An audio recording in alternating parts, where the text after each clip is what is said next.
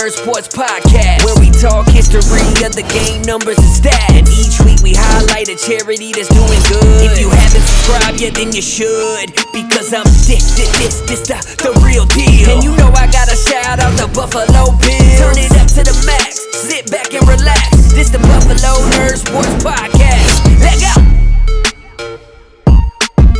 Hey, what is up, Bills Mafia? Welcome into another episode of the Buffalo Nerd. This is your home for Buffalo Bills football with a charity on top. If this is your first time here, thanks for finding me. I'm glad you found me. If you're already part of the Nerd Mafia, thanks for coming back. Welcome home. This week, you're going to love it. We're heading into week 4. I got a brilliant lady on the other side of the screen for those of you watching. She's probably way too smart to sit down and chat with me, but somehow I convinced her to do it. So she covers the Houston Texans. That's obviously who we're coming up against this week. So I wanted to sit down and get a little insight because I went back and looked at some stats, and I don't think the stats are telling the whole story of what's taking place for the Texans right now.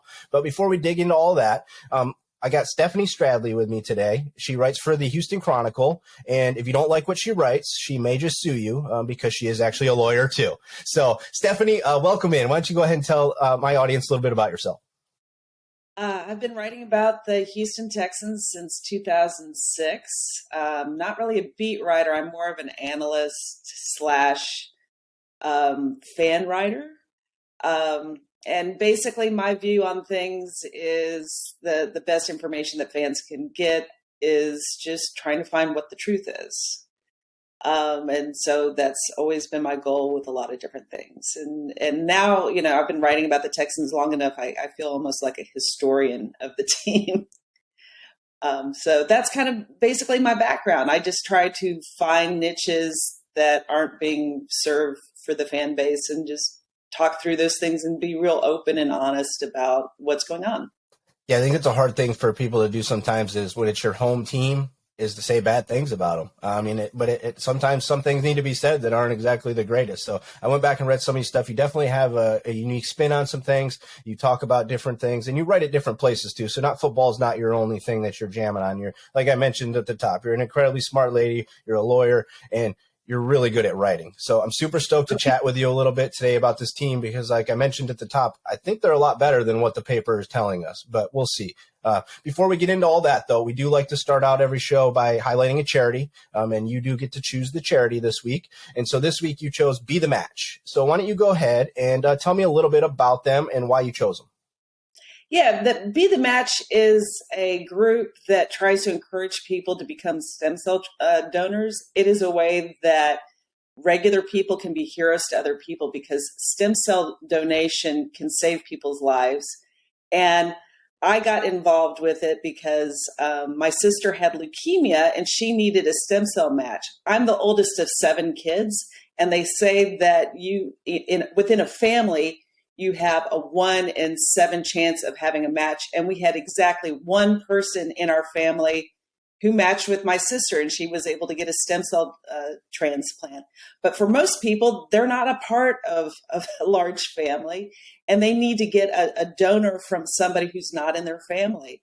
And so the Be the Match group, and you can find them on Twitter at Be the Match, or you can find them online at Be the Match. This is an organization that's trying to get a large variety of people to be in the donor registry so that they can literally save a person's life, because it was so hard when she was trying to, get her match with all these other people that she was going through treatment with who couldn't find a match. And so the more people that are in the Be the Match registry, the more likely it is to save people's lives, particularly with people like my sister who had leukemia and blood cancers and things like that. But it can be used for a number of different things.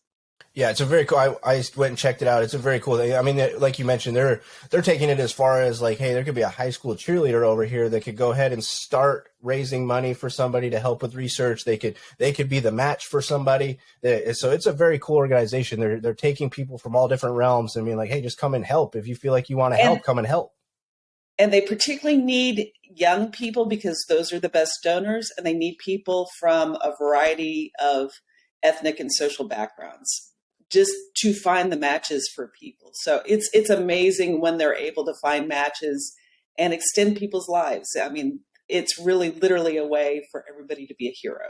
Yeah, absolutely. You go to the Twitter page right now, there's a story up there right now of a little boy who got a match and now he's getting to jam and have like a normal life, so his mom's on there talking about how important it was and how grateful they are, right? So this is a very cool organization, and it usually takes people having it hit close to home to find out about it. So that was kind of why I wanted to get this thing going, is so we could talk about these things that don't necessarily have to hit you, but if you know somebody that could do it or you want to do it and you want to help out, here you go. So it's a very cool organization. Like Stephanie mentioned, they're at Be The Match if you're on Twitter, or you can go to like my.bethematch.org and you can find everything over there at the website. And like we always do every week, everything will be in the show notes for you guys to link over there directly. If you want to donate, help out, get information, whatever it may be, it'll all be over there. So very cool. Thanks for bringing that up too, Stephanie. I really, I found that doing this, it usually hits real close to home with somebody and they've got a personal story behind it. So I appreciate you telling that side of the story and, letting people know why it hit home for you. If it wasn't for my sister, we wouldn't be talking, because she's the person that encouraged me to write in the first place. Excellent. I love it. That's a great story. And you're the oldest of 7? What's the ratio of boys to girls? There are four girls and 3 boys. Okay. So we're 14 years different. Oh, I like it. All right, but you're the oldest. You get to give all of them a hard time. So I'm the boss. I like it. Very cool. You want to chat about some football?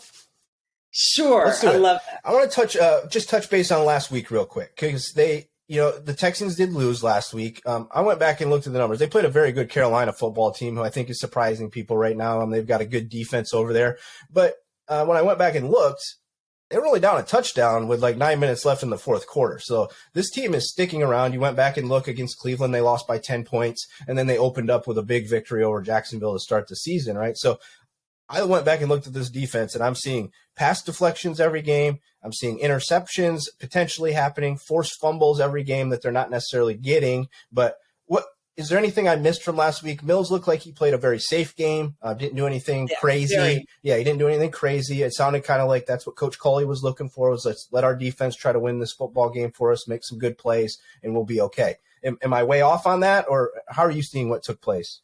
I think you need to look at the larger picture of things. The Texans right now are basically being forced to start a rookie. Right. Davis Mills was not their plan. They were supposed to be playing Tyrod Taylor, but he has a hamstring injury that will at least keep him out a number more games.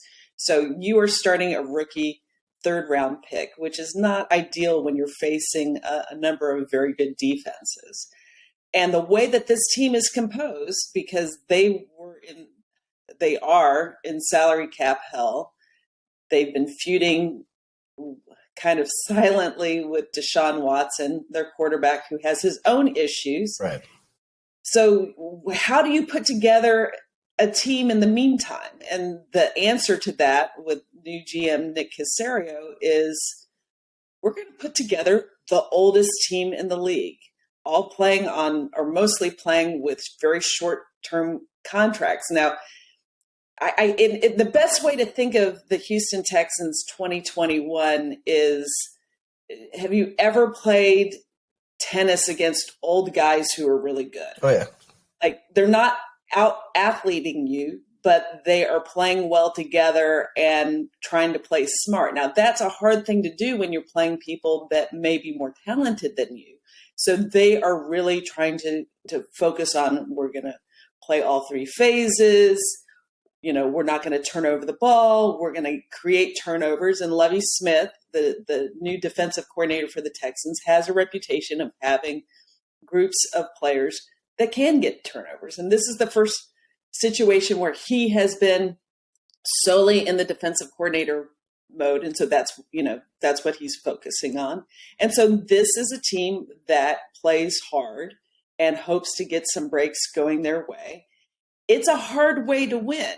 Right. Because, having more talent is the easy button, and every team in the league plays hard and wants to win on all 3 phases.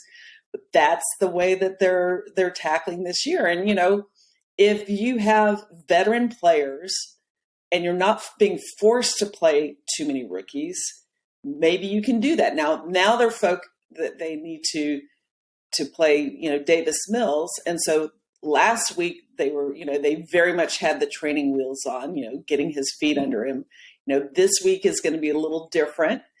And, some things they were able to handle well, some things they weren't able to handle well. And so, we'll see. We'll see. I mean, I think they've tried to do some things to put him in good circumstances, but frankly, he doesn't have the most weapons on the offensive side of the ball. He has some good veteran players that maybe their best years are behind them, and they're still trying to figure out, they have some talent at the offensive line, but they're still trying to figure out how to play well together.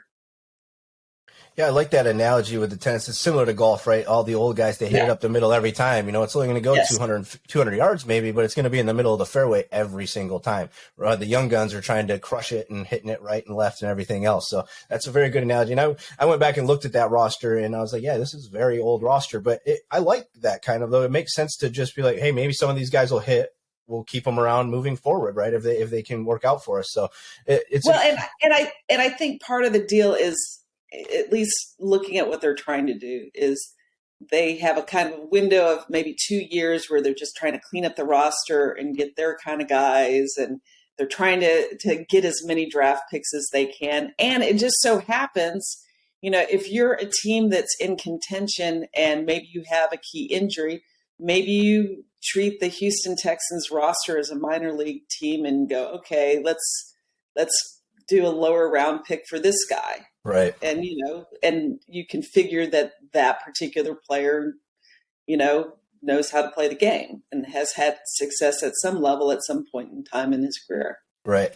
And I went back and watched a little bit. Brandon Cooks he's having a phenomenal season so far. I mean, he's the only guy on the field that's going to get the ball thrown to him, and he's still catching the ball and he's still beating guys. So Cooks, he amazes me a little bit because he's bounced around. He hasn't seemed to find that home, and he seems untouchable right now. It's very cool to see at least something positive go on with Mills. He has a veteran guy that he can rely on. I mean, you typically see those guys go to the tight ends and things like that. You don't necessarily have great tight ends to work with either, right? So you work with what you have. So I went into last week for the Bills, very nervous about Washington. We hadn't looked good. Washington, I think, has a very good defense. They didn't perform well on Sunday, or we just performed very well, whatever you want to say. But I listened to Coach Cole yesterday, and he kind of was just talking about we're going to open it up a little bit more, right? I don't think they're going to go crazy, right? This is a game. I think they'll play safe again to try to keep it close and hope the defense can keep it close. But offensively, is there enough over there to beat the Bills right now?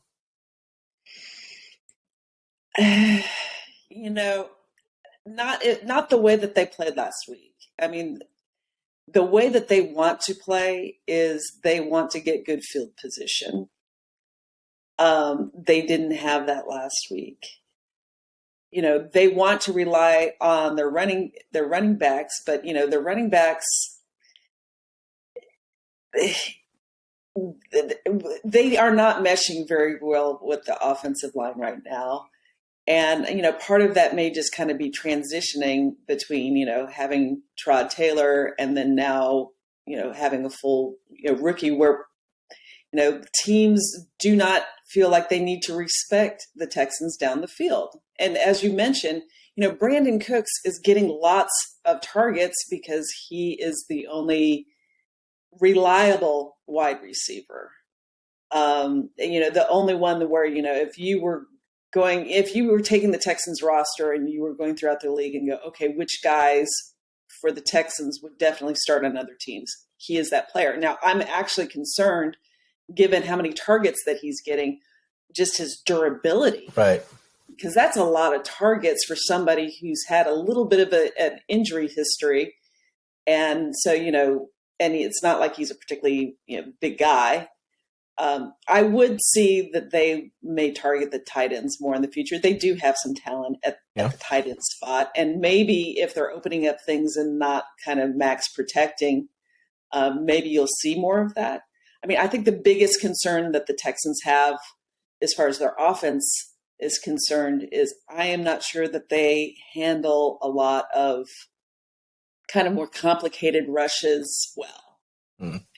They moved different offensive linemen around during the preseason to try to get their best five on the field. And, the positive of that is, you obviously have your best five on the field, but the downside of that is, you have players that haven't necessarily played very long together. And that makes it a little bit more difficult when you're dealing with unusual rushes.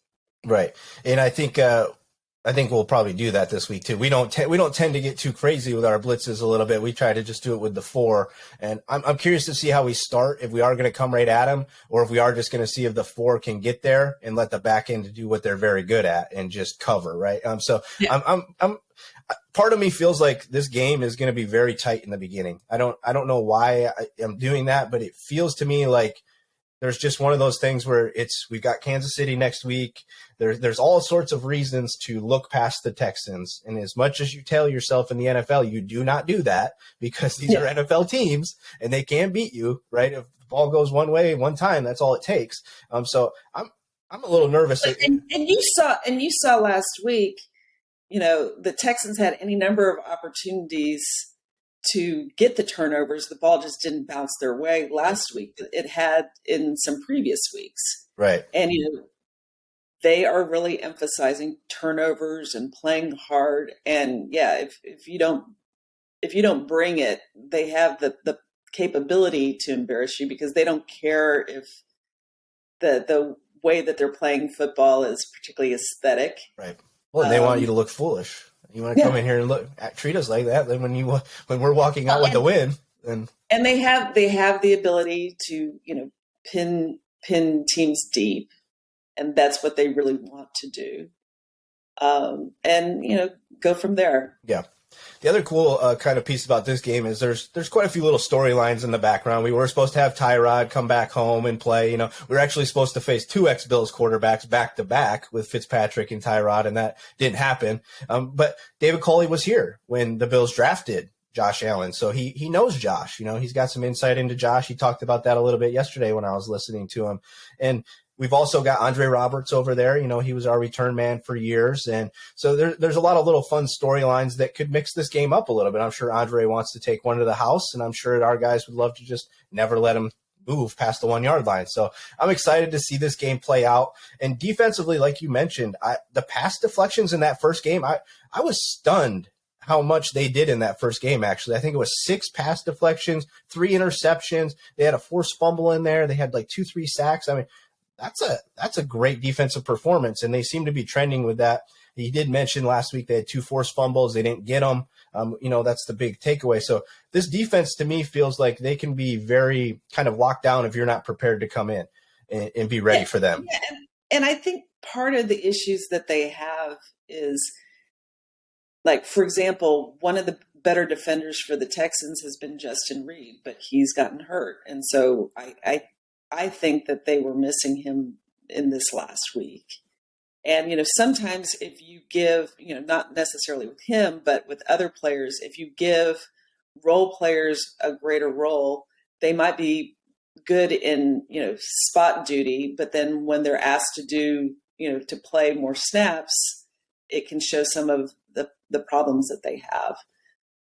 But I think that they are just wanting to kind of rotate guys through, keep them fresh. And that's easier to do when, your team is healthy. It's harder when they're not. But, the Texans are coming off of a Thursday game, so they have a little bit more time to prepare for this one. And it'll be interesting to see if the rest helps at all. Well, and Lovie Smith's been around the league for a while, too. He's a very good defensive coordinator. I'm sure he has plans for how to take down the Buffalo Bills, and he has been thinking about it for a while. So the defense, to me, I was a little shocked by it when I went back and looked at all the stats. I was like, oh, they're actually playing really good football. They're just not getting any support on the offensive side of the ball right now to kind of help that out. But well, and that's the biggest thing. You cannot have the 3 and outs, because at some point, I don't care how good your defense is, they're going to get tired. Right. And so the key is for the Texans side of things is to keep things close, to keep the defense off the field, which I think part of the reason why the Texans run so much, even though they are not efficient at running whatsoever, is this notion that, okay, let's take some time off the clock, give our defense a breather, get the field position, and then maybe, we take a shot here or there. I mean, Davis Mills looked very good at the end of the half in kind of a 2-minute drill kind of situation. You know, the question is, you know, if you take the training wheels off more, is he able to do more, or is that going to expose him to more in terms of the rush? Because, Right. you know, the league is not very kind to young players. But, you know, the thought was, you know, with getting him in the first place was if he had stayed another year in college, maybe he would have been drafted in the first round. And part of his consideration in coming out when he did was, you know, with COVID and playing for a California team, you know, there was questions about whether, you know, he was going to be able to practice and play with the uncertainty of COVID. And this way he's in an NFL building, he's learning, and now he's going to be learning a lot faster. Right. Yeah. And I could be wrong, but he's a thrower of the football, right? I mean, Yeah. he was very good at throwing the football in college. He slings it all over the place. So it definitely feels tough putting him in a run heavy offense while you're trying to get him to learn how to do it, you know, but I get it. I mean, it gives you the best chance to win is just try to keep it close and hope that he doesn't do anything terribly wrong, which he didn't last week. And he was getting hammered.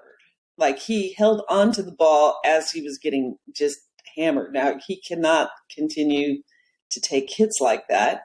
I mean, eventually that catches up on you. Right. And, you know, the Texans don't really have a great plan B at the quarterback spot. I mean, it's just a very strange time to be a Houston Texans fan with as much as going on, and just kind of there's a push for the future and push for like a fresh start, but it's not really a fresh start with a number of just kind of unknown issues going into the year with Deshaun Watson, with question marks about the way that the Texans are kind of organized, with Jack Easterby, not a football person, being in charge of football operations and being very close to the owner. There's questions involving that, given what happened last year and the articles that were written about that time. Right. Yeah. I mean, Coley and they stepped into a very tough situation. I mean, initially it looked like it was going to be fine, right? You get Deshaun Watson, the rest of the roster's, you know, not that great, but you've got a phenomenal quarterback, and then that's gone. And then Tyrod comes out and he looks great. Like, okay, cool. Tyrod's he's going to have his best year ever. And then unfortunately he gets hurt again. And, you know, here we are again. But I actually didn't think that they were going to have that great of a season from the start, you know, once the Watson thing was kind of on the move, and they came out and they won that first game. And I was like, well, maybe the Texans are actually going to be like a little better than what you might think. The flip side is they beat the Jags. Right. And the Jags are looking just terrible, like that they don't have professional coaching. Like, right. I think the biggest issue, like, I mean, I understand why people thought the Texans were going to be terrible, because, you know, how you know, they only won 4 games last year with Deshaun Watson. But I think part of last year was absolute chaos. Like, you fired your head coach week 4. You elevated, you know, you already had a very lean staff for that team. You had a former character coach as your GM for most of that season. So just having things a bit more normal for this year, and they brought in a lot of, like, you know, one of the things when you're looking at any kind of rebuild, and I think is kind of undersold, is looking at your position coaches. And the position coaches, when Bill O'Brien was with the Texans, not very impressive, I have to say, just generally. I think that they brought a number of NFL minds into the building. And then the question is, okay, how can you get all of these people that have their own preferences all on one page? And I think that's kind of the goal where they've been pushing. I think generally the buy-in is going to be really hard until they kind of figure out, you know, football culture versus not football character. And, sometimes cultural topics can be kind of like a cudgel, where like we only want this kind of guy and we don't want this kind of guy. And it's really hard to kind of navigate that without sounding arrogant or hypocritical or look like you're just rewarding your friends.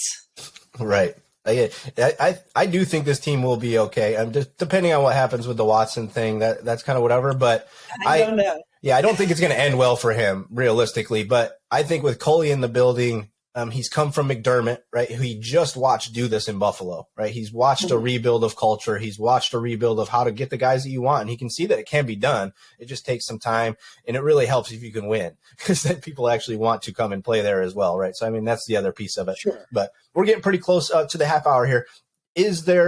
What is your final outcome in this game? Do you think it's a massive blowout by the Bills? Do you think it stays close, 28-17, 28-9? Like, what do you think happens this weekend?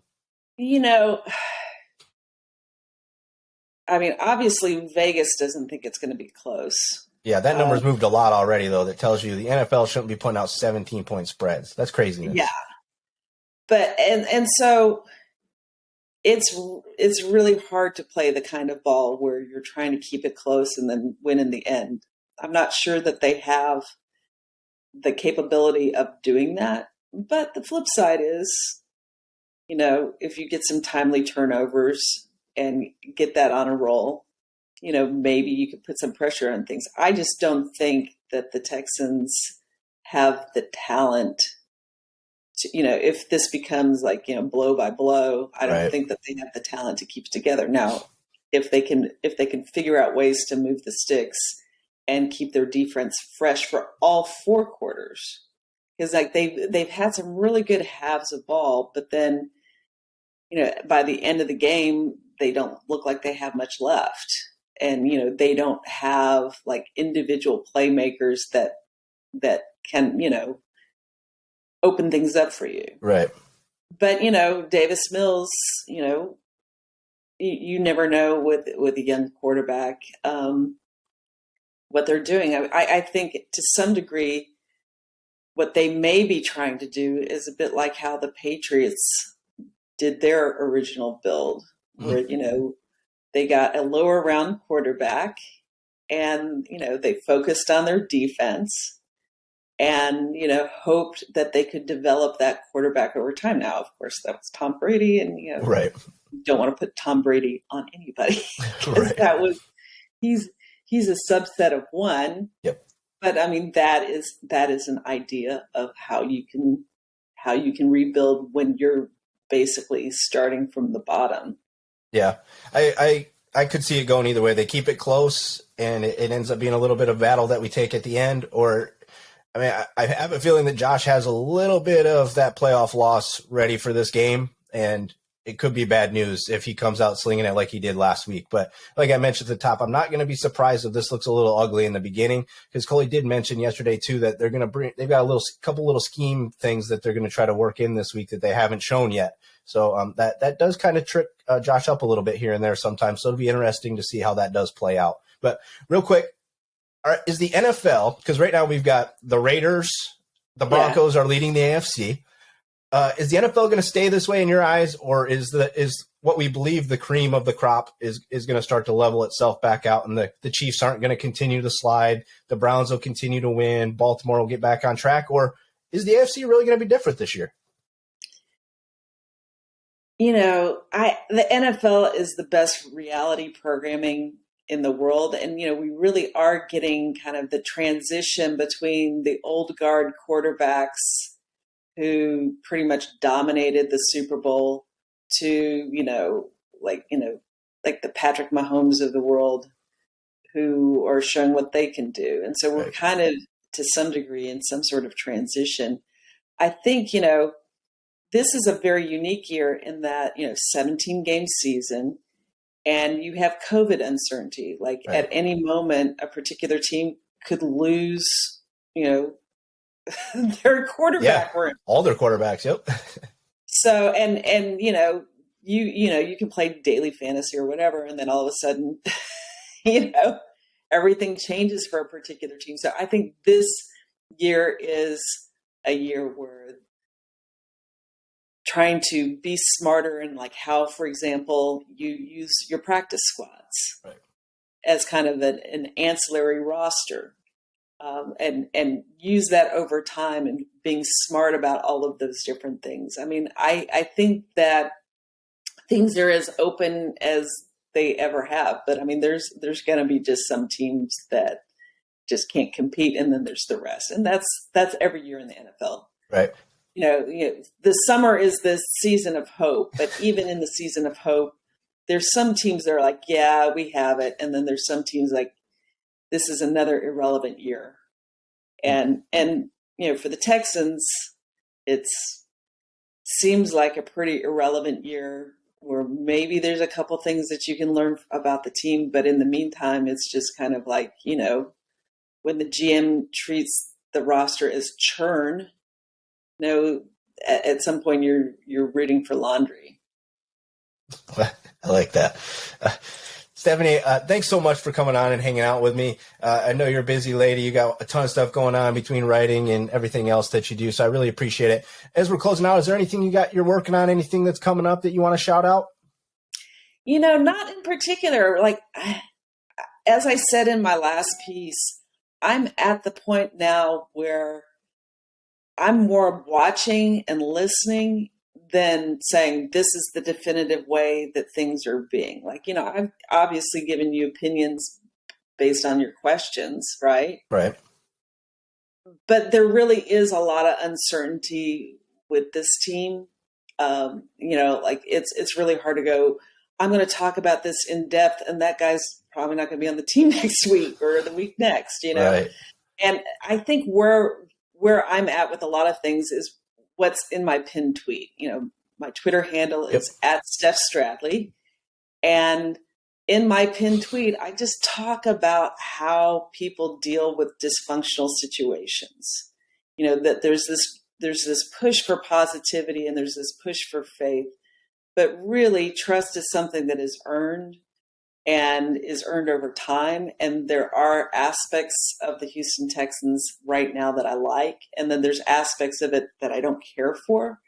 But at this point, I don't want to be too judgmental about these things because I want things to play out. And I know that a lot of these things,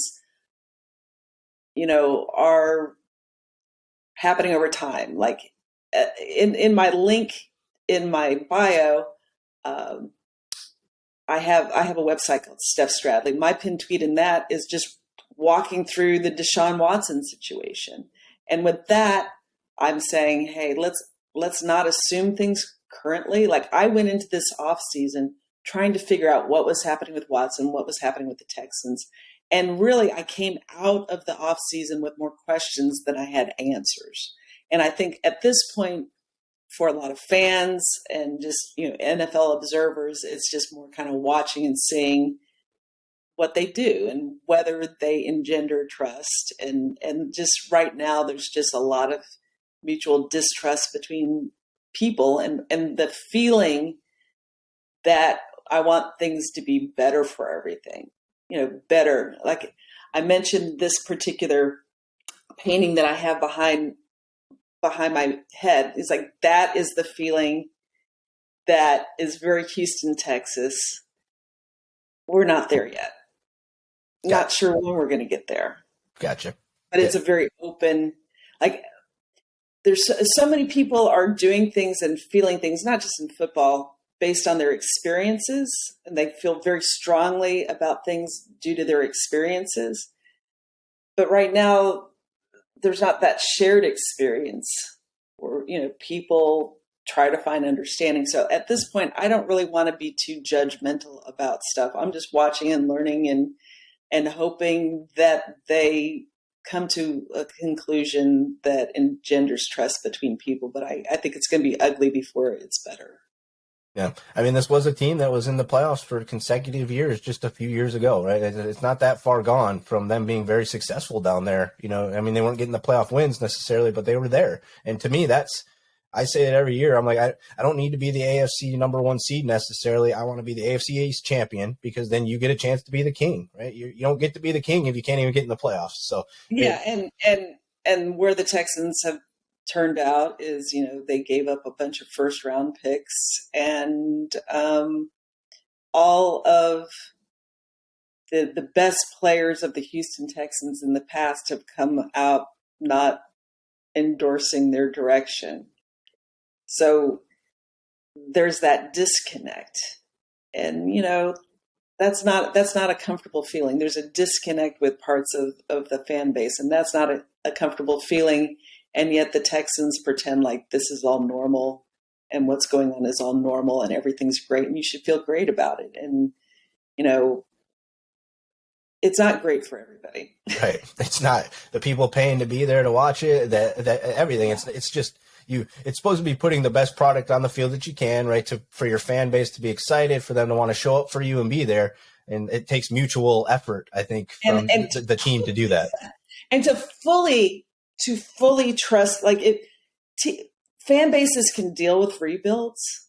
They can deal with rebuilds, but they want to trust the direction. And I don't think that the team has done a lot of things to engender trust. Gotcha. They just say, trust us, have faith in what we're doing. And it's like, believe in what we're doing. Okay, well then, that's trust us. Yeah. Trust us. But everybody that you love, we're going to let go. Yeah. Right. So you love JJ Watt. Oh yeah. Well, we're going to go ahead and let him go then, because that's not what we're trying to do here. Well, you could come up with reasons for different things, right? Absolutely. Money, years, injuries, everything, right? Yeah. Yeah. Yeah. I mean, there's reasons you can do for things. But, the main person that was at the center of some of the worst stuff that has happened for the Texans last year, which is Jack Easterby, they've basically said, we like and trust him, and you should too, without giving any reasons why, and not answering any of the difficult questions in those articles. And I think, as I mentioned in my pin tweet, I believe that the Texans have a lot of good intentions with things. I just don't think that they have any full understanding of the depth of distrust that there is. Not just with fans, but like with people outside the building going, what are the Texans doing with this? Why is the most influential person for the Houston Texans and in the ear of the owner, why is that a character coach who's not really a football guy? Right. That's tough. At least they're back to where they have a GM and they've separated that role. Because I don't like when teams give all the coach gets to be the GM. I'm not a massive fan of that. That's to me ridiculous. Yeah, that's setting up for failure. No, like what they've done over the last couple of years was completely ridiculous. And how they handled the transition to the new GM was an absolute surprise. The way that was handled, like they go, here's our list of people that we're looking for GM, and now we're going to get this other guy. And the way that was communicated was not trustworthy. It was disrespectful to the fan base. It raised questions to outsiders from the building. And that is trust. Like they shouldn't be surprised that people aren't buying in fully in what they're doing when people that they do trust go, this is kind of strange. Right.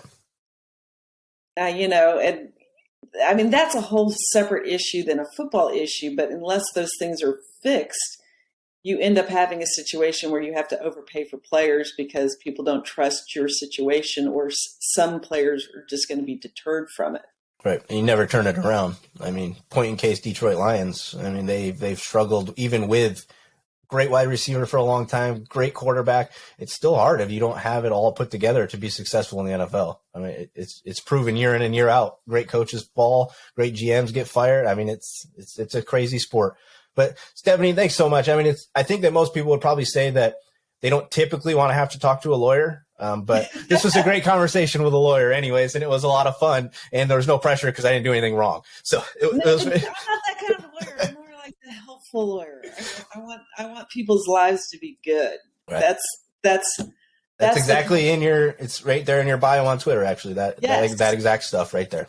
So very cool. Thanks so much for coming on. I hope you get to enjoy the game this weekend, at least with friends and family and stuff. And I'm not hoping for a good outcome for you, obviously, but I do hope you get to enjoy yourself and enjoy the game. I am hoping the Bills come out and we can get ourselves to 3-1 for this first quarter. I'm still stuck on the quarter thing with that extra game. I'm having a really hard time. I'm still like, no, it's quarters. We got to win the quarters. We got to win the quarters, right?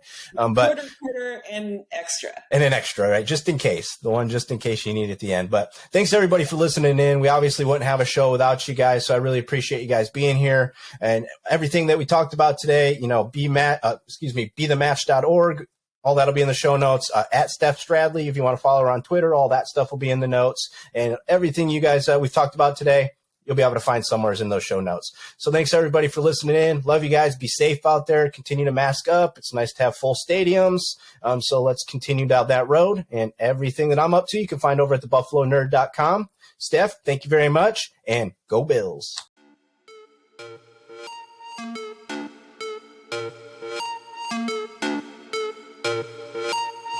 You just listen to the Buffalo Nerd Sports Podcast. Make sure you leave a review and subscribe so you never miss another episode. We'll see you next time. Leg out!